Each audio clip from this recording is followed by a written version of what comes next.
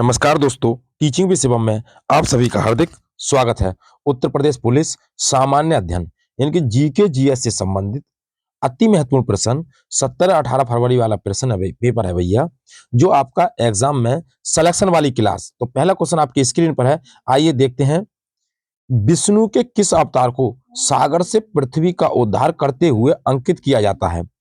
Option A कच्छप, option B मत्स्य, option C बारह है, ऑप्शन डी नरसिंह। तो कौन सा अवतार है विष्णु जी का जो सागर से पृथ्वी का उद्धार करते हुए अंकित किया जाता है? तो ऑप्शन सी इस प्रश्न का सही आंसर हो जाएगा।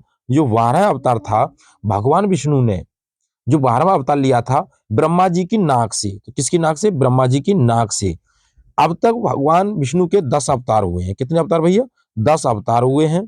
पहले अवतार की बात करें तो मत्स्य अवतार पहला है, दूसरे अवतार की बात करें तो कच्छप है, और जो 12वां अवतार है वो तीसरा अवतार है। भगवान विष्णु का तीसरा अवतार है। नेक्स्ट अगला क्वेश्चन है।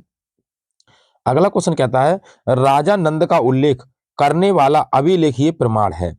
खारवेल का हाथी गुम्फा अभिलेख, ऑप्शन बी रोमनदेही स्तंभ अभिलेख, ऑप्शन सी रुद्रदामन का जूनागढ़ अभिलेख, ऑप्शन सी धनदेव का अयोध्या अभिलेख। तो कौन सा अभिलेख है? तो हो जाएगा खारवेल का हाथी गुम्फा अभिलेख। ऑप्शन ए इस प्रश्न का करेक्ट आंसर है।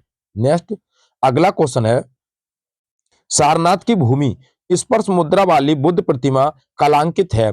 ऑप्शन ए कुषाण काल से, ऑप्शन बी गुप्त काल से, ऑप्शन सी वर्धन काल से, ऑप्शन डी राजपूत काल से। तो कौन से काल से भैया? तो हो जाएगा गुप्त काल से है। ऑप्शन 20 प्रश्न का करेक्ट आंसर है गुप्त काल। नेक्स्ट अगला क्वेश्चन है, ये कहता है रजत सिक्के जारी करने वाला प्रथम गुप्त शासक कौन था? चंद्रगुप्त प्रथम, समुद्रगुप्त, चंद्रगुप्त द्वितीय या कुमारगुप्त। तो कौन था? इस क्वेश्चन का जो करेक्ट आंसर हो जाएगा चंद्रगुप्त प्रथम थे। इन्होंने रजत सिक्के जारी किए थे। ऑप्शन ए इस प्रश्न का करेक्ट आंसर है चंद्रगुप्त प्रथम। नेक्स्ट अगला क्वेश्चन है, एलोरा के कैलाश मंदिर का निर्माण कराया था? तो एलोरा के जो कैलाश मंदिर है इसका निर्माण किसने कराया था? राष्ट्रकूटों ने, वातापी के चालुक्य ने, गंग शासकों ने, उपयुक्त में से कोई नहीं। तो कौन थे? अगर हम बात करें 1756 ईस्वी से 1700 यानी कि सॉरी 756 ईस्वी से 773 ईस्वी में एलोरा के प्रसिद्ध कैलाश मंदिर का निर्माण कराया गया था राष्ट्रकूट के राजवंशों ने। ऑप्शन ए इस प्रश्न का करेक्ट आंसर है। और अगला क्वेश्चन आपकी स्क्रीन पर है, बेरोजगारों के सहायतार्थ निम्नलिखित में से किसने रोजगार कार्यालय की स्थापना की थी?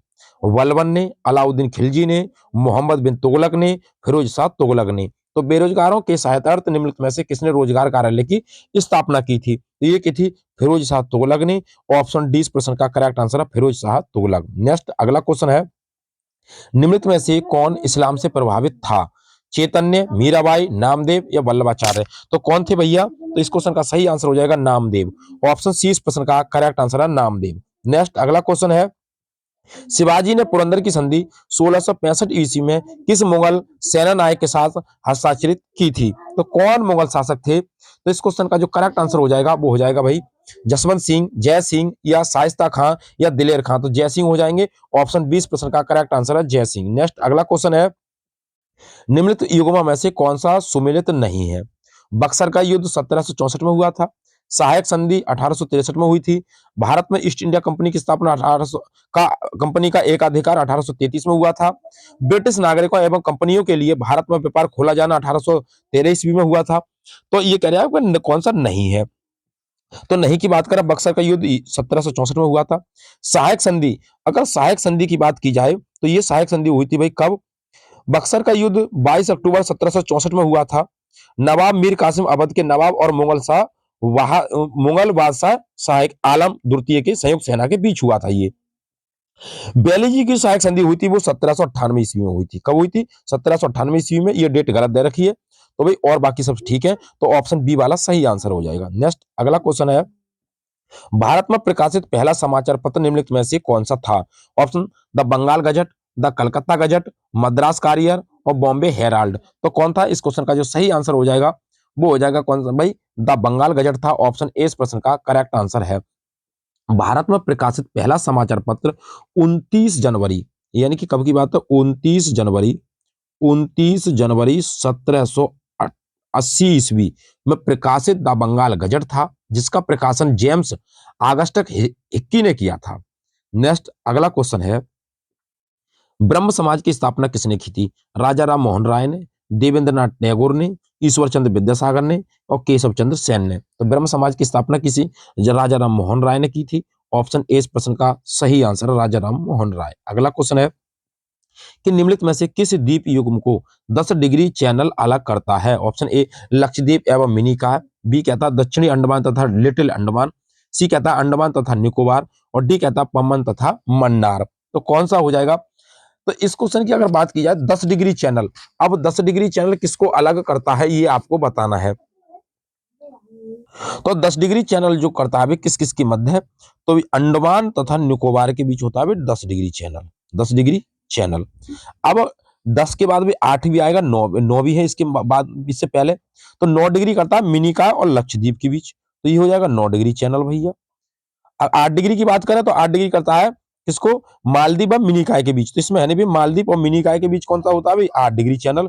9 डिग्री चैनल लक्षद्वीप और मिनिकॉय के बीच। 10 डिग्री चैनल अंडमान तथा निकोबार के बीच। और उत्तरी कोरिया और दक्षिण कोरिया की बात करें तो भाई 38वीं समांतर रेखा यानी कि 38 डिग्री चैनल। नेक्स्ट अगला क्वेश्चन है, और अगला क्वेश्चन आपकी स्क्रीन पर है, प्रायद्वीपीय भारत निम्न हिमयुगों में से किस युग में हिमानीकृत हुआ? ऑप्शन ए हायरोनियन युग हिमयुग, कार्बोनिफेरस हिमयुग, प्लास्टोसीन हिमयुग और लिटिल हिमयुग, कौन सा था? तो इस क्वेश्चन का जो करेक्ट आंसर हो जाएगा, प्रायद्वीप की बात करें तो हो जाएगा प्लीस्टोसीन हिमयुग। ऑप्शन सी इस प्रश्न का करेक्ट आंसर हो जाएगा। अगला क्वेश्चन है, निम्नलिखित में से सुमेलित सही है? लोनार झील मध्य प्रदेश में है, निक्की गुजरात में है, कोलेरू आंध्र प्रदेश में है, पुलिकट झील केरल में है। कौन सी यानी कि सही सुमेलित बताना है इसको।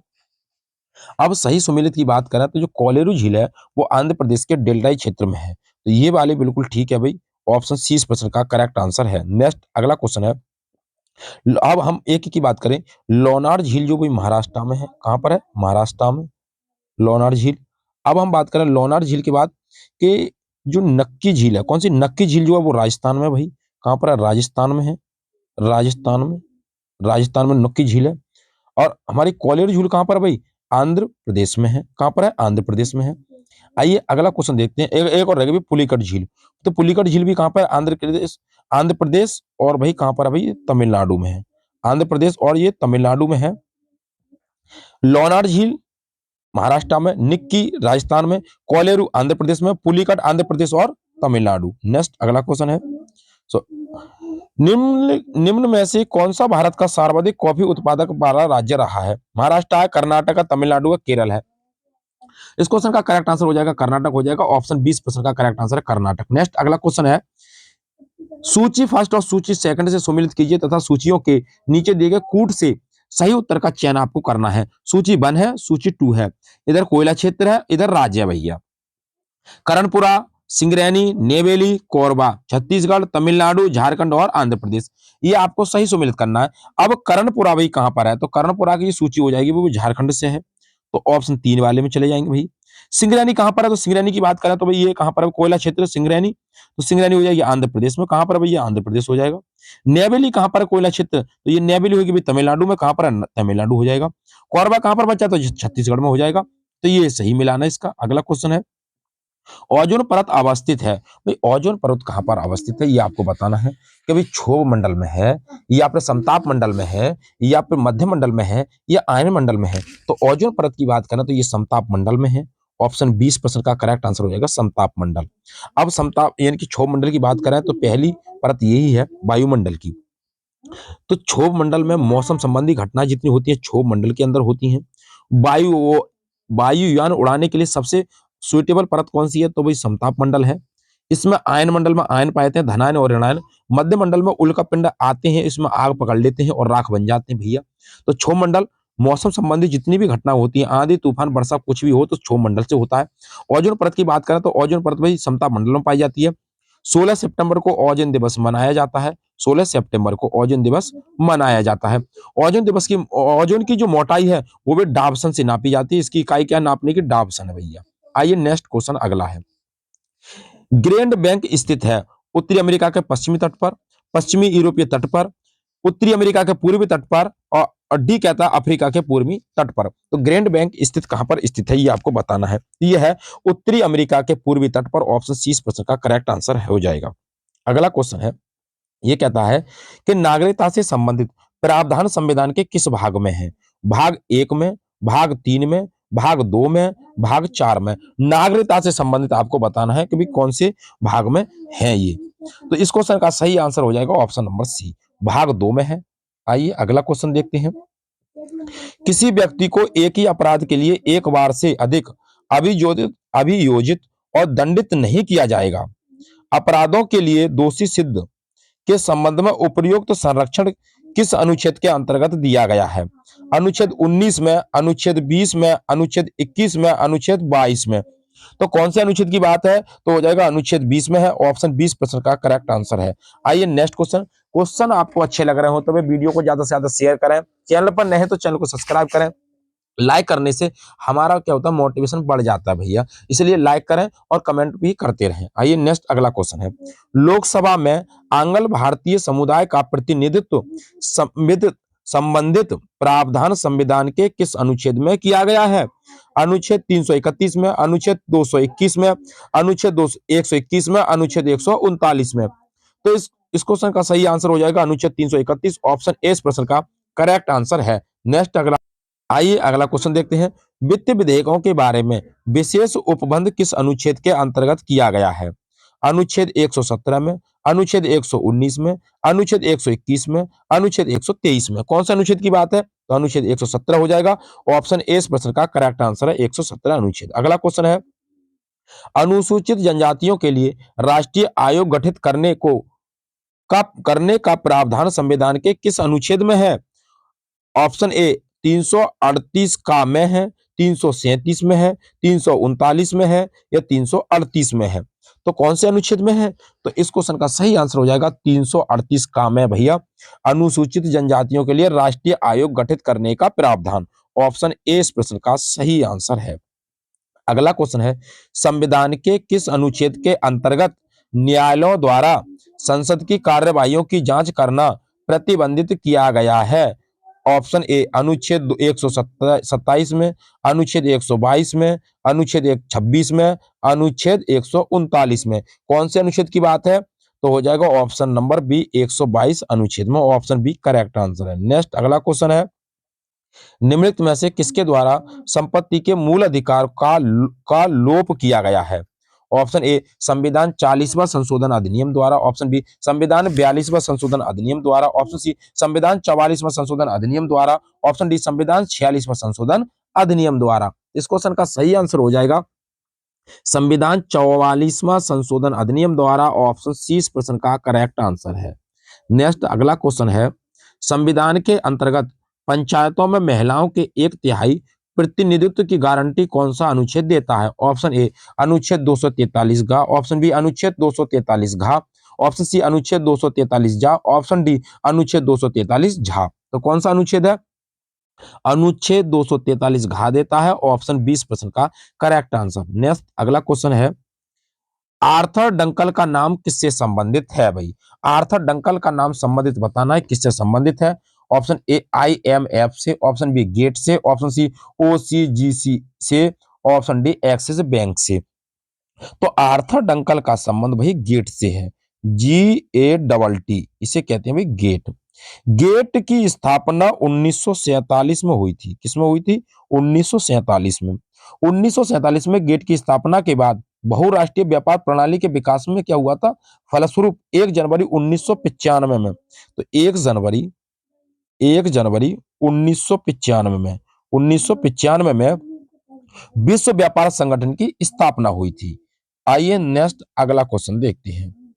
विश्व व्यापार संगठन के अंतर्गत कृषि पर समझौते के मुख्य 3 स्तंभों में निम्नांकित में से कौन एक सम्मिलित नहीं है? ये आपको बताना है भी कौन सम्मिलित नहीं है। तो बाजार पहुंच, आंतरिक समर्थन, निर्यात प्रतियोगिता, डंपिंग रोधी व प्रतिपूरक चुंगियां। सही आंसर हो जाएगा डंपिंग रोधी प्रतिपूरक चुंगियां। ऑप्शन डी करेक्ट आंसर है। आइए नेक्स्ट क्वेश्चन देखते हैं। अगला क्वेश्चन है, प्रत्यावर्ती विद्युत धारा को दिष्ट धारा, प्रत्यावर्ती विद्युत धारा को दिष्ट धारा में परिवर्तित किया जाता है? डायनोमा द्वारा, मोटर द्वारा, ट्रांसफार्मर द्वारा या रेक्टिफायर द्वारा? किसके द्वारा किया जाता है? तो रेक्टिफायर द्वारा किया जाता है। ऑप्शन डी इस प्रश्न का सही आंसर है। नेक्स्ट अगला है, किसी व्यक्ति का पूरा प्रतिबिंब देखने के लिए एक समतल दर्पण की न्यूनतम ऊंचाई होनी चाहिए? ऑप्शन ए व्यक्ति की ऊंचाई के बराबर, बी व्यक्ति की ऊंचाई का आधा, सी व्यक्ति की ऊंचाई का एक चौथाई, डी उपर्युक्त में से कोई नहीं। सही आंसर हो जाएगा व्यक्ति की ऊंचाई का आधा। ऑप्शन 20 प्रश्न का करेक्ट आंसर है। नेक्स्ट अगला क्वेश्चन है, वृक्क के मूत्र की मात्रा का निस्तारण नियंत्रित करता है कौन सा हार्मोन? ऑप्शन ए टीएसएच द्वारा, एसीटीएच द्वारा, एफएसएच द्वारा या एडीएच द्वारा? तो कौन सा हार्मोन हो जाएगा? तो वो हार्मोन है आपका भैया एडीएच द्वारा। ऑप्शन डी इस प्रश्न का करेक्ट आंसर है। एंटी डाईयूरेटिक हार्मोन होता है ये, एंटी डाईयूरेटिक हार्मोन। आइए नेक्स्ट अगला क्वेश्चन है, निक्स एवं हाइड्रा चंद्रमा है प्लूटो के, शुक्र के, बृहस्पति के या बुध के? तो किसके हैं? निक्स एवं हाइड्रा चंद्रमा है, तो ये हो जाएंगे प्लूटो की। ऑप्शन ए सही आंसर है। 11 जुलाई 2012 को अमेरिकी अंतरिक्ष एजेंसी नासा के खगोल शास्त्रियों ने हबल अंतरिक्ष दूरबीन की मदद से बर्फीले बौने ग्रह एम के 5वें चंद्रमा की खोज की घोषणा की थी। तो इस क्वेश्चन का जो सही आंसर हो जाएगा प्लूटो। नेक्स्ट अगला क्वेश्चन है, जैव विविधता के संदर्भ में निम्नलिखित में से कौन सा क्षेत्र हॉट स्पॉट माना जाता है? जैव विविधता के संदर्भ में बताना भी आपको कौन सा क्षेत्र है जो हॉट स्पॉट माना जाता है? गंगा का मैदान, पूर्वी हिमालय, गुजरात या मध्य भारत? तो हो जाएगा पूर्वी हिमालय। ऑप्शन 20 प्रश्न का सही आंसर है। नेक्स्ट अगला क्वेश्चन है, भारत के बड़े नगरों में वायु प्रदूषण का सबसे बड़ा स्रोत क्या है? ताप शक्ति खंड, औद्योगिक खंड, नगरीय ठोस अपशिष्ट, परिवहन खंड? तो कौन सा खंड हो जाएगा? तो परिवहन खंड हो जाएगा। ऑप्शन 20 डी इस प्रश्न का करेक्ट आंसर है। नेक्स्ट अगला क्वेश्चन है कि निम्नलिखित विश्वविद्यालयों में सबसे प्राचीन विश्वविद्यालय कौन सा है? ऑप्शन ए बनारस हिंदू विश्वविद्यालय, बी कहता है इलाहाबाद विश्वविद्यालय, सी कहता है चौधरी चरण सिंह विश्वविद्यालय, ऑप्शन डी कहता है लखनऊ विश्वविद्यालय। तो कौन सा विश्वविद्यालय भैया? इस क्वेश्चन का जो करेक्ट आंसर हो जाएगा ऑप्शन नंबर बी इलाहाबाद विश्वविद्यालय हो जाएगा। बी ऑप्शन करेक्ट आंसर है। नेक्स्ट, इलाहाबाद विश्वविद्यालय सबसे पुराना है, इसकी स्थापना 1887 में हुई थी। बनारस विश्वविद्यालय की स्थापना की जो आधारशिला थी तो 1916 में रखी गई थी भाई। कब? 1916 में। लखनऊ विश्वविद्यालय की स्थापना की बात करें तो इसकी स्थापना 1921 में हुई थी। चौधरी चरण सिंह की बात करें तो इसकी स्थापना 1965 में हुई थी। आइए नेक्स्ट अगला क्वेश्चन देखते हैं, उत्तर प्रदेश में लाल मिट्टी मुख्यतः कहां पाई जाती है? सीतापुर बाराबंकी में, एटा मैनपुरी में, मिर्जापुर झांसी में, आगरा मथुरा में? तो कहां पाई जाती है? तो ये मिर्जापुर झांसी में पाई जाती है। ऑप्शन सी इस प्रश्न का करेक्ट आंसर है लाल मिट्टी। नेक्स्ट अगला है, भारत की कृषि योग्य भूमि का लगभग कितना प्रतिशत उत्तर प्रदेश में है? भारत की कृषि योग्य भूमि का लगभग कितना परसेंट उत्तर प्रदेश में है? 20% है, 15 है, 17 है या 19 है? ये आपको बताना है। तो हो जाएगा भाई 19%। ऑप्शन डी करेक्ट आंसर है 19%। अगला क्वेश्चन है नेक्स्ट, और नेक्स्ट क्वेश्चन कहता है, उत्तर प्रदेश की प्रमुख वाणिज्य फसल कौन सी है? कपास है, जूट है, तिलहन है, गन्ना है? तो कौन सी अभी वाणिज्य फसल? तो हो जाएगी भी गन्ना। ऑप्शन डी इस प्रश्न का करेक्ट आंसर है। गन्ने के लिए चिकनी दोमट मिट्टी 20 से 26 डिग्री तापमान पर और 100 से 120 सेंटीमीटर आवश्यकता होती है वर्षा की। नेक्स्ट अगला क्वेश्चन है, उत्तर प्रदेश का एकमात्र मुक्त विश्वविद्यालय अवस्थित है झांसी में, गोरखपुर में, इलाहाबाद में या आगरा में? तो कहां पर स्थित है? तो ये इलाहाबाद में हो जाएगा। ऑप्शन सी इस प्रश्न का करेक्ट आंसर इलाहाबाद। नेक्स्ट अगला क्वेश्चन है, हर्बर्ट रिसले 1901 के अनुसार उत्तर प्रदेश निवास क्षेत्र है इंडो आर्यन प्रजाति का, आर्य द्रविड़ का, मंगोलायड का और स्काइथो द्रविड़ का? तो किसका है? किसके अनुसार ये आपको बताना है। तो इस क्वेश्चन का सही आंसर ऑप्शन नंबर बी हो जाएगा, आर्यो आर्यो द्रविड़न का भी ऑप्शन 20 प्रश्न का करेक्ट आंसर है। नेक्स्ट अगला क्वेश्चन कहता है, कर्मा एक लोक नृत्य है सोनभद्र का, ब्रजभूमि का, बुंदेलखंड का, उपयुक्त में से किसी का नहीं? तो ये हो जाएगा सोनभद्र का। कर्मा कहाँ का लोक नृत्य है? ये सोनभद्र का है। ऑप्शन ए इस प्रश्न का करेक्ट आंसर है। मुख्य रूप से छत्तीसगढ़ अंचल के आदिवासी समाज का प्रचलित लोक नृत्य है, कहाँ का? छत्तीसगढ़ का। अगला क्वेश्चन है नेक्स्ट, और इस क्लास का अंतिम क्वेश्चन है भैया, doctor Bhimrao Ambedkar institute of technology for handicapped अवस्थित कहाँ पर स्थित है? आगरा में है, इलाहाबाद में है, कानपुर में है, ये लखनऊ में है। तो ये कहाँ पर स्थित है ये आपको बताना है। और इस क्वेश्चन का अब हम अगर आंसर की बात करें तो भाई आंसर तो हो जाएगा भाई ऑप्शन नंबर सी वाला, कानपुर में है। तो उम्मीद करता हूं दोस्तों कि जीके जीएस से संबंधित जो प्रश्नों की श्रृंखला थी आपको अच्छी लगी होगी। यदि वीडियो अच्छी लगी हो तो वीडियो को ज्यादा से ज्यादा शेयर करें और लाइक करें, और कमेंट बॉक्स में अपना सुझाव अवश्य दें। चैनल पर नए हैं तो चैनल को सब्सक्राइब करें। ऑल द बेस्ट, थैंक्स, जय हिंद, जय भारत।